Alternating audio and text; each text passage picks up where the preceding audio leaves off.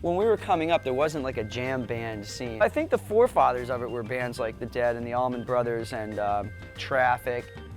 We were all into the Stones and Zeppelin and Zappa and early Genesis and Yes and King Crimson, you know, and all those bands, which were peers of bands like the Dead and the Allman Brothers. Whereas a band like Phish got exposed to a much larger palette, I think, of even jazz music, because, you know, when we were coming up, the new breed of excellence in jazz was coming up, like the Marsalises and so on. In the world of rock and roll, there had been so many more subgroupings established. From everything, you know, from the Beatles to the art rock to the country rock to the, you know, all that kind of stuff. Also, there was a much more of an influence of Latin music again, too, and international music, African music. So I think that Phish benefited in that way, whereas bands like the Dead and the Allman Brothers, the early, what you would say, jam band rock groups, they didn't have, you know, King Crimson's Larks, Tongues, and Aspic to draw from. You know what I mean? Like, that, you know, was music with teeth. But the advantage they did have, they were closer to the Bill Monroes and the Del McCourys and the people like that. When I look at the bands that are considered jam bands, it's kind of weird because, I mean, there's like these techno bands